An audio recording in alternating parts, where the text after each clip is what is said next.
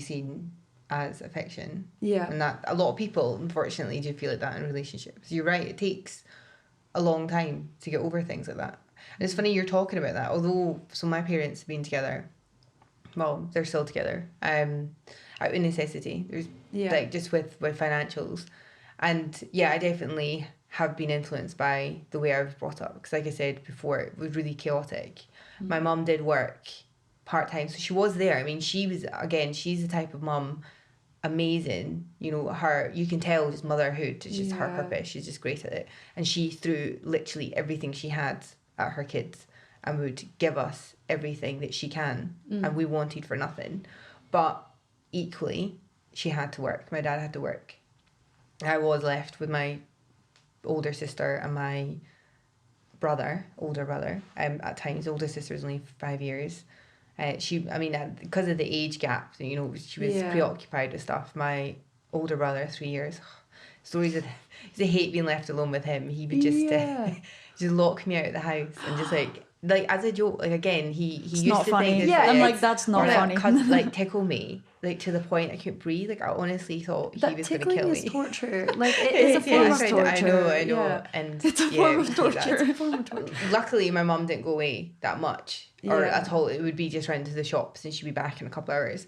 I mean, I think she was really unhappy for a time with my dad, and I think if she was honest with herself, I don't know if they would still be together if they didn't have the 4 kids. And there was one time she'd left and she didn't tell anyone where she's going, and I just immediately ran into her room just to check if her clothes were there, just because I was so panicked, because I didn't know what, and I was just so worried. But because of that, because of like me watching them struggle and bring us up and just throw everything that they had at us in terms of money, love, attention, as much as they can at the time, I became really, really independent and fiercely independent. So I started working when I was 11, so I got my paper job. So I was too young to actually do it. But like I think my mum actually helped me get that, and that was like amazing. So I was able to kind of go out. I used to do that every day after school when I got back from like 4:30 or whatever, take the dog, and I hated it. I remember, but I did it because it gave me money. That was my pocket money. That's how much. And I had that until I got my first job at 16, and ever since then I've been working. And that's why I've never really thought about my future, because I actually feel at the time I didn't really have the novelty to kind of think of a future, think about things that I really wanted to do, because I was so fixated on not becoming my parents. And you didn't want, and being able to financially afford the life that I want. So that was going to uni, even though I hated it. Going back to uni, even though I hated that. And then finally finding my calling, which I'm good at giving advice, funnily enough. I can't make a decision to save myself, as you know. So I don't know. I don't want kids. And that's even, I'm still like, I might, I don't know, but I doubt it. So this is the job I'm in. And then I met Chris, and also I'm really happy. But, you know, I met him when I was at 18, and it went from like, I was really naive at the time. I just like threw myself in, and, you know, we're still together, which is great. But I mean, that was really silly of me at that time to I was lucky to meet a really good guy. And I just think, my priorities were just not, I didn't have the luxury to think of, right, this is the sort of family I want, this is where I want to live, this is where I want to be, because everything I've got, I suppose it comes back to kind of imposter syndrome. Now I kind of think that it still amazes me that some people kind of will look at my life and think that's a great life, because it's just, I've worked so hard to just move away from my childhood, from the chaotic nature, just not knowing where the money was going to come, being embarrassed about not being able to afford things, having a job. I mean, I remember one time I had a best friend at the time, she was brilliant, and I started dating this guy when I was like 15.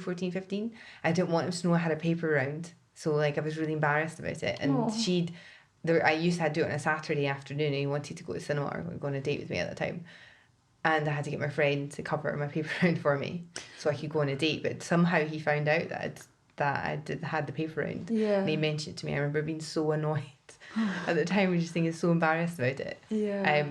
But I suppose going back to kids, and I think this is where I'm in the situation now, that fiercely independent, And I am fiercely independent, so I actually resisted marriage for a long time. Like I was quite resentful. Not resentful is not a good word to say. I was very kind of moving. Well, I didn't really want to be in a long-term relationship. I didn't want to be that person who kind of got married, engaged, married, have kids and things, because I was trying to, I don't know, be a kind of free spirit in a sense, and be independent and do all the things my parents couldn't do.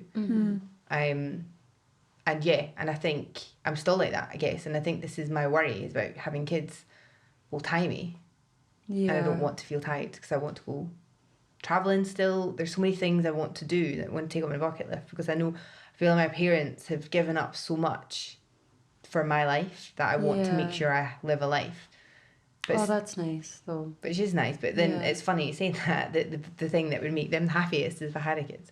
For some reason. But you're not living your life to make them happy. Like they gave up so much so that you could choose what makes you happy. And at the moment, like, you're making that choice, and like it sucks how much pressure we get on a constant.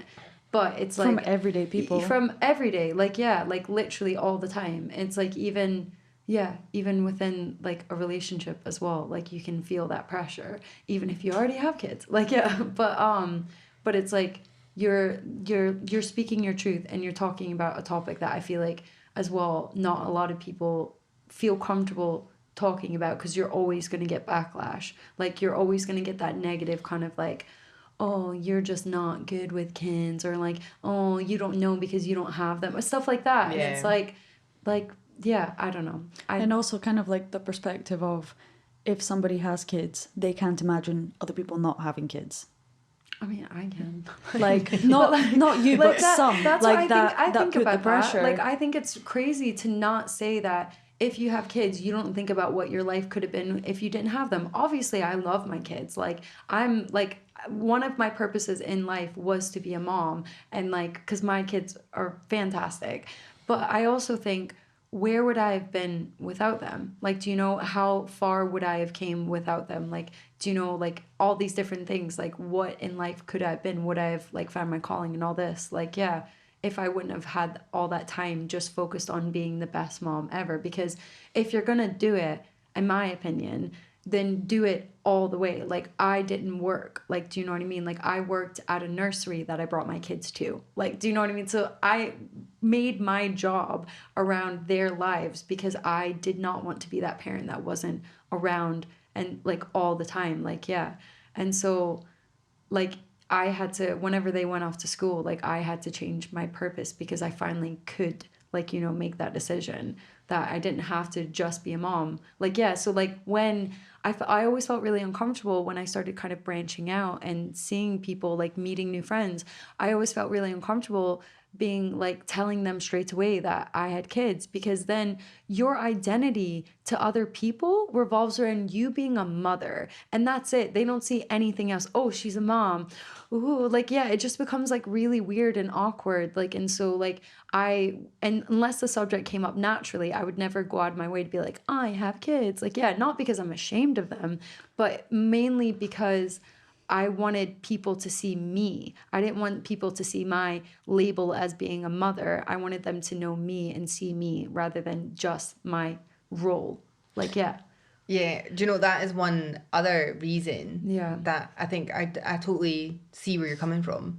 And I think it's a mixture of things. I think you're right. People do judge people. Yeah. I like they judge people who don't have kids, but they also judge people who do have kids. And I do think that there are people out there, and again, people whose life's purpose. Like my mum, for example, she was quite happy to always just be a mum. That was her, and that's what she talked about all the time. And I worry about that as well, because I have worked so hard to be okay in myself and my identity and accept me for me and everything. I mean, there was a time when I was younger, I would refuse to tell people where I was brought up, and I would just kind of brush around the subject, because I don't want the judgment, because I couldn't really, I didn't want to do it. And I remember, you know, trying to explain this to my middle class husband, who'd had, you know, a really good upbringing, and that's like, and I feel so relatable like right now, and he just he didn't get it. And there was one time we were out with his friends, I think, and